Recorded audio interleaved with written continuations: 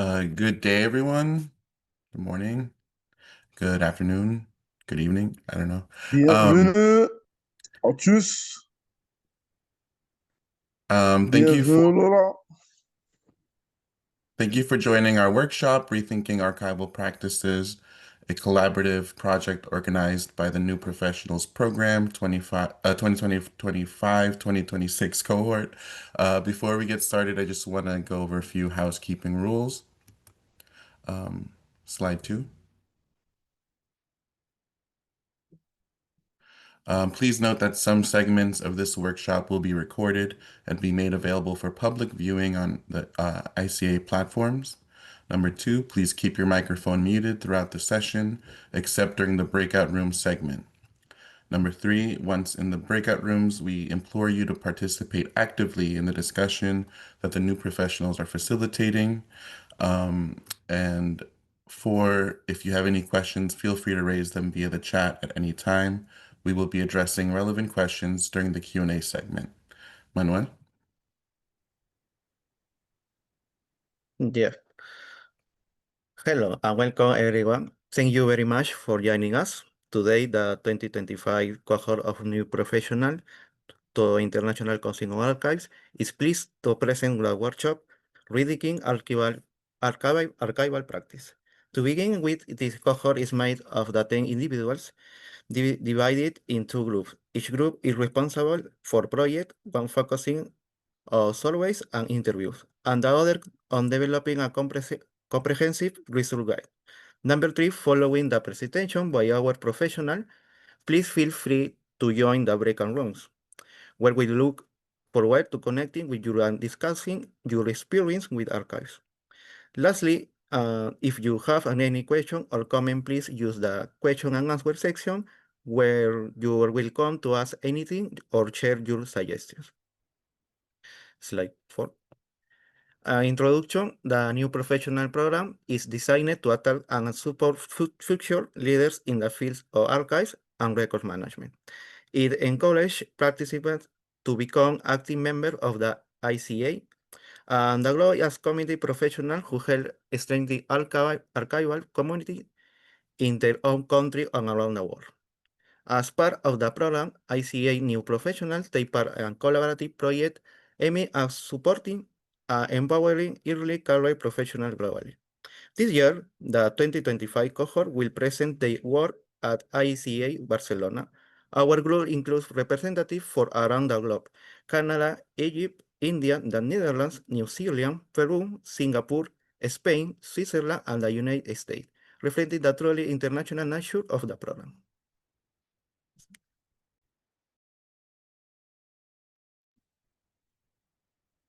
Thank you. So yeah, early discussions with for the project, we were given the option to arrange ourselves however we wanted, meaning we could work in two groups on two unrelated projects, or all of us working on one big project. But we decided on the theme Rethinking Archival Practices pretty early, and decided that our 10-person cohort would be best divided into two sub-cohorts, each contributing distinct output to the shared theme. The Rethinking Archival Practices project champions archival institutions that are actively transforming conventional Western archival methods to more effectively serve their diverse communities. The project aims to inspire and challenge archival professionals to adopt ethical, community-inclusive, and sustainable practices through methods that include but are not limited to reparative description, decolonial frameworks, and innovative technologies. I'll go ahead and introduce the first subcohort. You can go to slide 7. The first subcohort of the new professionals consists of Adria, Faith, Cyan, Yasmin, and myself. Slide 8.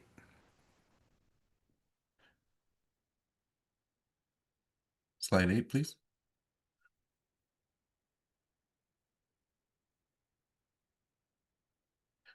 Situated at the intersection of archival theory, digital humanities, and cultural policy, our project adopts a two-pronged approach combining large-scale survey analysis with in-depth interviews of institutional and independent archivists.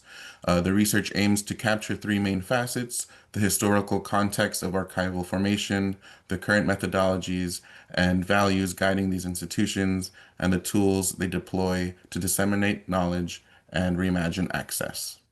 Faith? So, when thinking about our project, we wanted to recognize that the work of rethinking archival practices has begun and is ongoing around the world, leading to some interesting projects and outcomes. Each one of us could think of archivists and institutions that are doing work that inspires us. Because of this, we decided that conducting interviews would help us learn more about their work, as well as highlight these exciting projects to the ICA community. We hope that an outcome of our work will be to inspire archivists to pursue similar projects and provide them with useful information about any resources, pitfalls, and any other information and learnings about the projects that we highlight. I think that one of the great things about having a community of professionals like the ICA is that when we share our experiences, others can learn from it, and it pushes our profession forward better than any one archivist or institution can do alone. We'll be conducting these interviews from June to September and then working on producing transcripts and analyzing the results. We're still working to finalize our interviewees, but Yasmin and Cyan will now speak briefly about the archivists that they've chosen to interview. Thank you, Faith.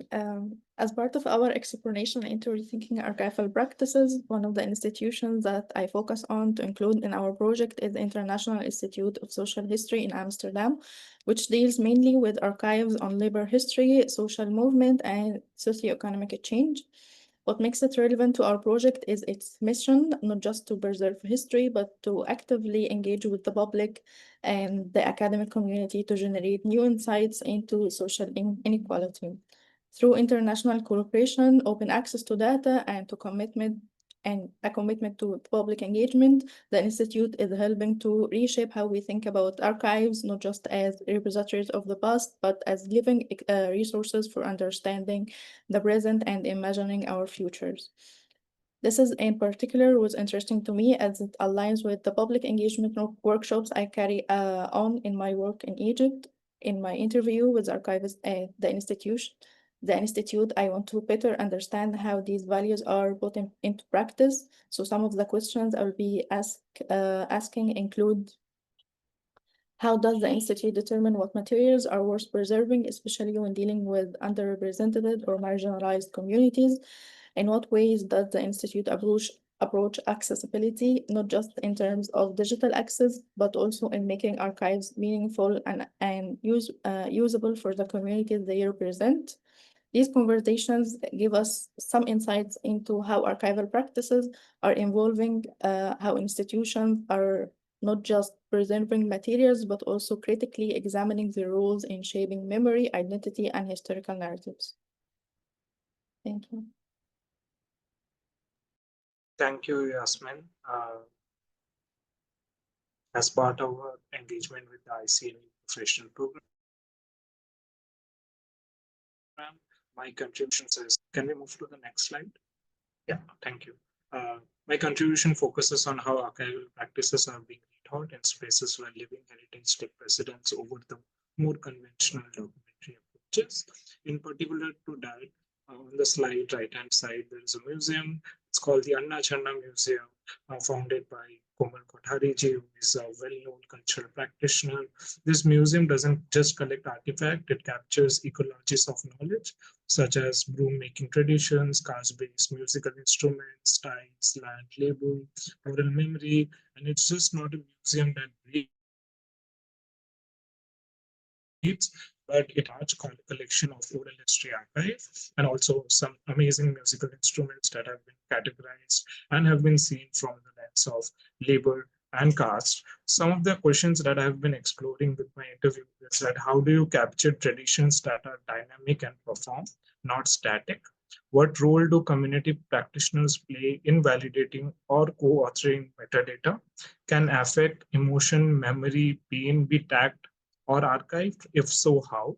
In this context, the archive just not become a container, but also a continuum of how Anna Janna thinks. They're rethinking how preservation of the artifacts and also the archive could also be built upon, and where the custodians of knowledge are just not archivists alone, but the communities. This conversation pushed us to rethink the key aspects of the survey that we are doing. How inclusive is our metadata? What barriers do we face with affect and emotional registers? And how do archivists manage their own subjectivity and biases while archiving? In conclusion, to rethinking the archival practices through living heritage, my aim is to involve practices that includes participatory, deeply embodied with the local communities, and often resistant to categorization. We must recognize that metadata just not as technical, but also a cultural recognition. In doing so, we create more equitable, effective, and inclusive archive. So while the interviews will provide us with very rich qualitative data, the survey is intended to help us gather quantitative data. With the time required to conduct interviews, we'll only be able to highlight the perspectives of a limited number of archivists through this part of the project. However, we also thought that it was really important to find a way to see how archivists more broadly perceive of rethinking archival practices. Thus, we decided to conduct a survey that's open to all archivists. As you can see the questions in the survey sections, we have included this section to explore how archivists themselves define and engage with the idea of rethinking archival practices. Rather than imposing a fixed definition, we wanted to understand how this concept is interpreted across different contexts, what if it means in practice, what values guide it, and how it interacts with the broader shift in our field. By focusing on individual rather than institutional perspectives, we aim to highlight the lived realities of archival work today, the everyday decisions, reflections, biases, and ethical dilemmas that archivists navigate. This personal lens allows us to capture a more grounded, diverse, and reflective understanding of how we understand the archival world and how it's transforming as well. The questions about tools, priorities, and barriers are essential in mapping both the innovative strategies and structural limitations that are faced by professionals. Whether it's adopting new technologies, working with communities, or confronting the standards, the responses help us to identify the key patterns, pressure points, and also shaping the modern current practices. Ultimately, this section provides us with the foundation for the rest of the survey, offering a starting point to think critically about change and to understand the broader landscape of archival contemporary context. Thank you.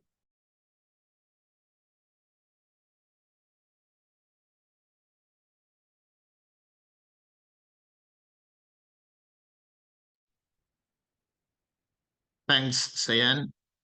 Here, we talk about the categories covered by the survey, about archival standards and practice.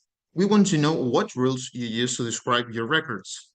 Do you change these rules to make them more inclusive? For example, adding non-binary gender options? And how did you learn these rules? Through workshops, mentors, or online videos? Do these rules still work for all your collections? Or do you sometimes need to mix different rules to create your own? About community engagement and representation. We'd like to know if the people in your records have the chance to be listened in how their stories are described. Do you hold like open meetings? Can they review the description before they go public? Also, do your records represent all groups fairly, like gender, race, or language? If you find offensive works, how do you work with them? And do staff feel comfortable talking about topics like reparative work or social justice in the workplace? And then we have the professional development, collaboration, and support. Here we ask how easy it is for you to learn and share knowledge. Does your organization pay for training or conferences? When you need help, do you use like WhatsApp groups, mailing lists, or social media? Are the mentoring programs or job swaps with other archives? You can tell us about any joint projects you've done and what kind of support would help you to keep learning and trying new ideas.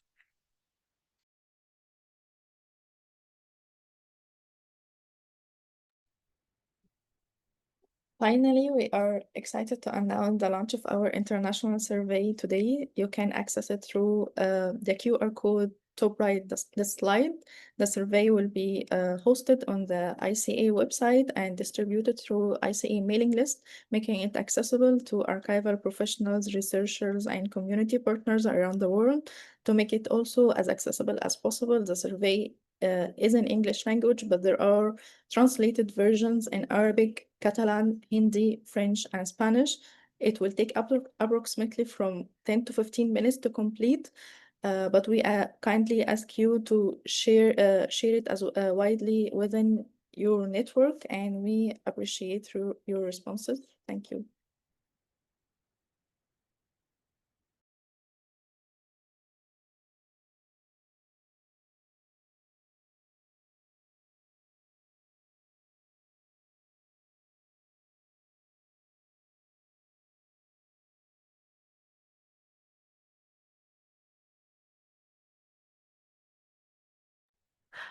Hi, sorry. So we're now moving on to the second subgroup of the new professionals cohort who decided to work on the resource guide around the topic of rethinking archival practices. Next slide, please. Thank you. This group consisted of Manuel Antonio, who did some introductory remarks to the workshop at the beginning, Arvid, who will follow me on this part of the presentation, Huni, who will moderate the discussion after the breakout groups, Sandy, who will moderate the Q&A, and myself. Next slide, please. Thank you. We began this process by asking ourselves what rethinking archival practices meant to each of us. And we soon realized that our answers varied considerably depending on our life, study, and work experiences. However, they all included examples of institutions or organizations that were adapting traditional archival practices to fit the needs of their collections, both in terms of materials and on the peoples represented in them, and of their users. Or they were even creating new approaches to fill the gaps in traditional theory and practices. This realization was not only fascinating, but was also eye-opening because of several reasons. Firstly, the richness of these projects. Secondly, the adaptability of the professionals involved in the projects, and also the adaptability of the archival profession for allowing room for these developments and at times incorporating them more broadly. And also for the absence of a central repository where archival professionals could promote their projects, read about other initiatives around the globe, and learn from them. Consequently, and given our geographical and this institutional diversity, we thought we could create the platform for this exchange to take place. And this is how we decided on creating the resource guide to current and alternative archival practices. Sorry, next slide, please. Thank you. The intended outcome of the guide was to create a living document and a community-led resource to facilitating access to information about new and innovative practices for new professionals who may lack direction and or access to information about new practices, but also to established professionals who may be looking for inspiration or subject knowledge to rethink our traditional practices so they can adapt their work appropriately to their institutional needs. Apart from being a place where professionals would come to learn, we envision the resource guide as a promotional platform for new practices around or across the archival world, a prompt to rethinking and reconsidering our professional approaches, theories, and practices so they can evolve, and hopefully an initial space for that exchange and change to begin. Next slide, please. Thank you. With all this in mind, we got to work deciding on the metadata we wanted to capture and the way of capturing it. And in a moment, Arvid will talk more about the technical parts of the process and guide. But before I pass it on to him, I wanted to finish by mentioning the questions we wanted and at times we also felt like needed answered. These could be summarized in two main areas. Firstly, what are the limitations of traditional archival practices, and how are different professionals in diverse situations approaching and overcoming these limitations? And secondly, how can we as a profession learn from different situations, approaches, and solutions? And how could we create a self-sustaining platform that allows each and every one of us, no matter our constraints, to be inspired and to inspire others? And now I will pass the floor to Arvid. Thank you very much. Thank you, Clara. As you mentioned, I will now give some insights into the technical aspects of the resource guide. So at the moment, we are still in the design and development phase of the guide. This means that we are finding out how to capture information about the resources and how to make it browsable for users. So we are also looking into how we eventually want to publish the guide. But for now, we have developed a set of metadata fields that can be used to describe resources in a standardized manner. In doing so, we want the information produced in this guide to be easy to navigate, but we are also exploring options to make it interoperable so that we have later the possibility to connect it also to other data sets. We want the guide to be easy to navigate and search when you're looking for something specific, but also just an interesting experience to browse through and to roam around in. So looking at the current slide, in the current phase of the production of the guide, we are making use of our own examples of resources to test the overall skeleton of the guide. The idea behind the guide is that although it's around innovative archival practices, it is structured by traditional aspects of the archival process. So as our target audience consists of people who might be relatively new to the field, we want to use the guide as a conversation starter on how the field is transforming. And we do this by connecting the more traditional aspects of the archival process to new interpretations of those practices. The resource guide thus is structured by the traditional archival practices, such as accessioning, arrangement, description, and access. So in the middle of the table here, you see that all those aspects from the traditional archival practice get their own table.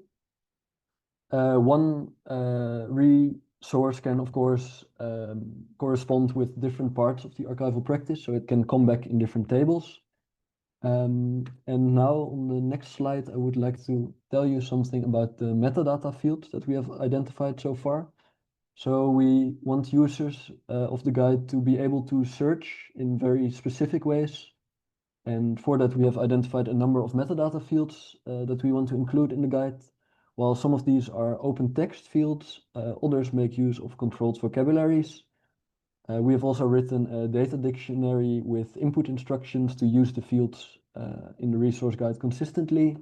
So first we add an identifier to each resource in order to make it unique and to refer from one resource to another in case we want to do that. Further, we want to capture the name, the institution or institutions by which the resource was developed, as well as the country in which it originated, following the ISO standard 3166 for countries. We also want to include resources in different languages in our resource guide. So we also want users to filter resources based on these languages. Also, we add links to each resource so that people can find an overview of the original documentation of the resource, as well as the examples in which a resource is applied. And we also add up to 5 keywords to each entry. Another field that we use is the type of resource. So for this, we make use of a controlled vocabulary in which the different types of resources can be indicated. So for now, we have identified a number of these, which are, for example, archival standard, tool, and policy. And then the two last fields that you see at number 3 here are kind of the main part of the guide. So here we provide a more extensive description of the resource and what is new about it. And in the last field of those two, we kind of describe how the practice relates to the more traditional archival practice. In order to make that clear, on the next slide, I will give you an example of a resource that we include. This is kind of a familiar example to many people, I guess, but I thought it would be useful to illustrate how we want to structure the guide. So the example that I use here is records in context, which was developed by the ICA. As you see that here we added an identifier to this resource. We add different types. So what I want to show here is that we can also that one resource can be multiple types in one go. Then we capture the name, the institutions by who it was developed, and the country in which it originated. In this case, it was many different countries, as it was an international project. By now, the only language in which documentation is available, or at least the only documentation that we could find, is in English, but translations are being made as we speak. Then we provide a link to the overall overview of the project, so the main documentation provided by the institution itself, and we provide links to examples, so links that are provided by the ICA themselves, but I also found an application of records in context by the City Archives in Amsterdam, as well as a Google group that was created in order to share different applications of records in context. Then we add different keywords to show the themes to which this resource belongs, and we show when it was last modified. And then in the fields below, we give the more rich description of this resource. So first, what is the resource? What can it be used for? And then how is it different from the current practice in the last fields? Then to end this part of the presentation, I would like to end with a request from the resource guide group. Thank you. So now that I have explained to you something about the vision and also the structure of our resource guide, I would like to point you to this request. So although as a group we are all based in different countries and in different institutions, we have different input for the guide, but we would really like to have your input as well. So we would like to ask you to contribute to our resource guide by suggesting us resources. So do you know any resources that reconsider traditional archival practices in an innovative manner? Please send them our way. You can use the QR code that you see on the screen now, but the link should also be in the chat. Also, although the example that I gave here just now was developed in a large consortium and is quite a familiar example to many people, we also want to encourage you to contribute with smaller individual projects, practices, theoretical or conceptual frameworks, or archival standards or tools that can be used for archives. Yeah, so if you scan the QR code, you will be brought to a Google form in which you can send it our way. And it doesn't have to be a project in which you worked yourself. It can also be something that you are just familiar with. Also, on the basis of what we've presented to you today, your feedback for the resource guide is very welcome. As I said, we are still in the development guide of the development phase of the resource guide, sorry. And your input is very valuable for us. You can also give that through the QR code or the link. So now I would like to conclude this part of the presentation. And we will be moving on to the next segment. So we can go to the next slide also.